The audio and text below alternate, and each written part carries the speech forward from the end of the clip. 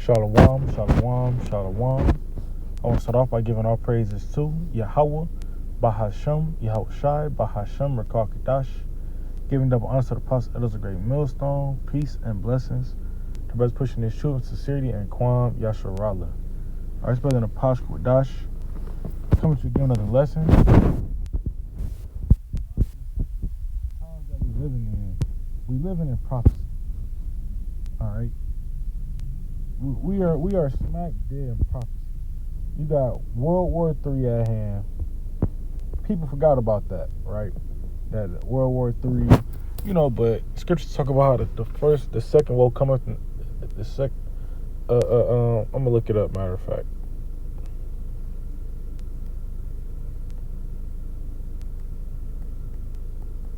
I don't want to butcher it. I know it's Revelations.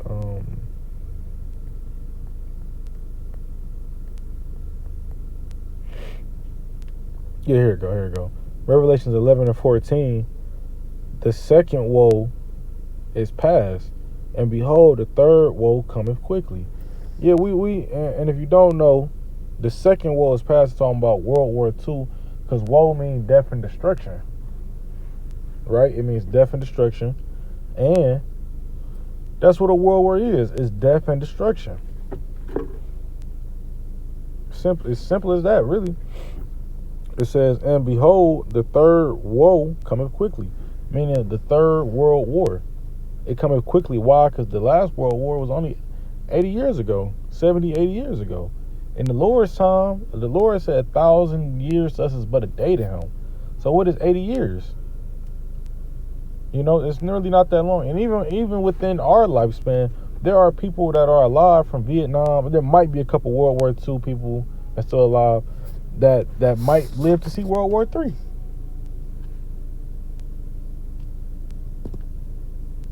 Right? And you got Revelation 6 and 6. All right? The inflation, the hyperinflation scripture. For the sake of me quoting it.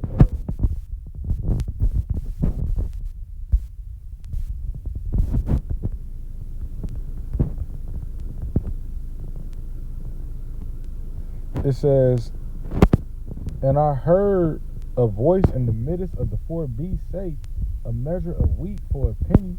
And when you go into a penny, it's going into a denarius, which in the Roman time period, it was a day's wages, right? And we can even grab that in the blue letter, matter of fact, just to go deeper into these words. Revelation 6 and 6. It said, and I heard a voice in the midst of the four beasts say, a measure of wheat for a penny. Now, if a penny is a day's wages, right? Because we'll grab it just to prove the point.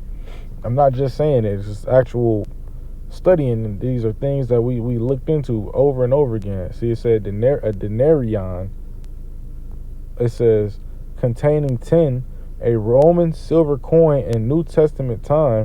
It took its name from being equal to 10 asses, aka donkeys, right? A number after 217 BC increased to 16, about 3.189 grams or 0.1375 ounces. It was the principal silver coin of the Roman Empire. From the parable of the laborers in the vineyard, it was seen that a denarius was then the ordinary pay for a day's wages. And they didn't even give you a precept. Matthew 22.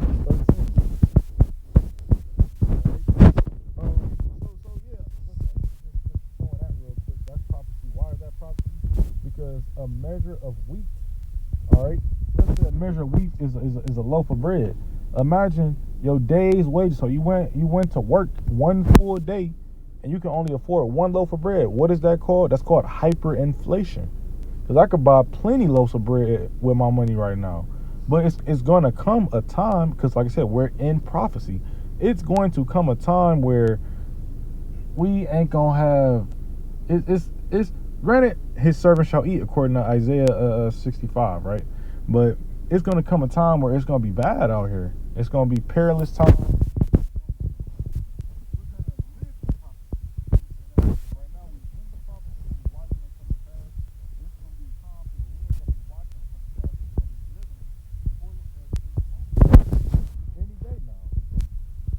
right? So this just throwing it out there. That's going into hyperinflation, right?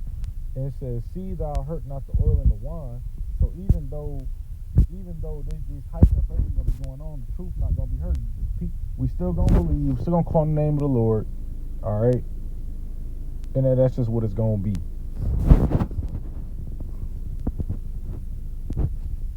But yeah, again, like I said, we just in prophecy right now. That's all it is. We just in prophecy, whether it be because we can even.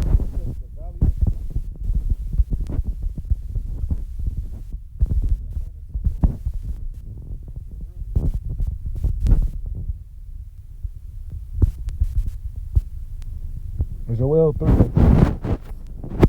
I will also gather all nations and will bring them down to the valley of Jehoshaphat, and will plead with them there for my people and for my heritage Israel, whom they have scattered among the nations and parted my land. Let's bring it back. It says, I will also gather all nations.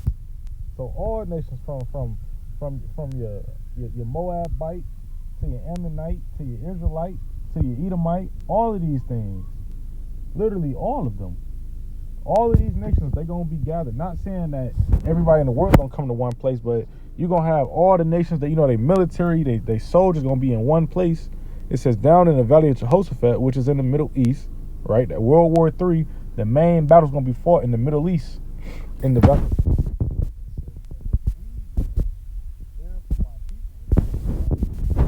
We're going to get it in the blue letter, matter of fact. Plead don't mean...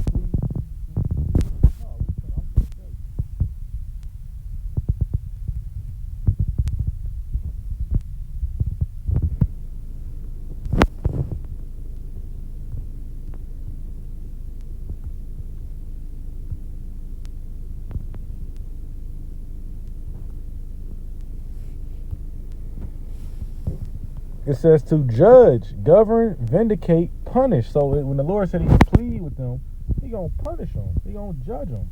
How is he going to do that? Because Yahushua, he going to send Yahushua back, and he going to wreck them. All right? He going to have the chariots beaming down fire on them, disintegrating people, all these things. All right? But that's just what I was going into. Continuing on Joel 3 and 2, and will bring them down to the valley of Jehoshaphat, and will plead with them for my people and for my heritage Israel.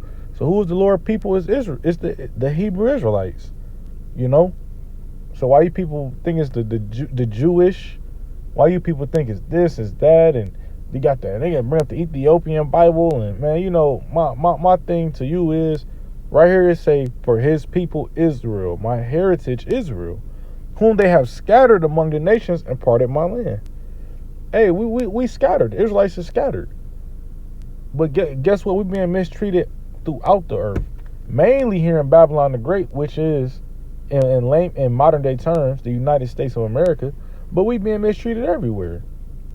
All right, you look at fucking Jamaica and you look at Haiti. Haiti is the poorest country in the world. They eat dirt pies, which is really just shit. All right, you look at South America. Some of them countries is undeveloped like a motherfucker. Why? The so-called white man has completely destroyed. All right, he has completely got rid of our whole governing systems. You see, they went down to, I think it was Venezuela, and kidnapped the president. This is the things that the Lord gonna judge these heathens for that. All right, he's gonna completely judge the heathen for this, because you touching the apple of the Most High. Mainly you Edomites. And it's beautiful because we in prophecy. This was prophesied to happen. We was going to be scattered. It was going to be a falling away. All right? But not only was it going to be that, it's going to be a building up. All right? We building up to the chief cornerstone. We still growing right now. We just building up and building up. This is prophecy. This is prophecy. I'm going to grab the Habakkuk I had, because it's perfect for what I'm going into right now. Where was I at? I think it was Habakkuk 2 and 3.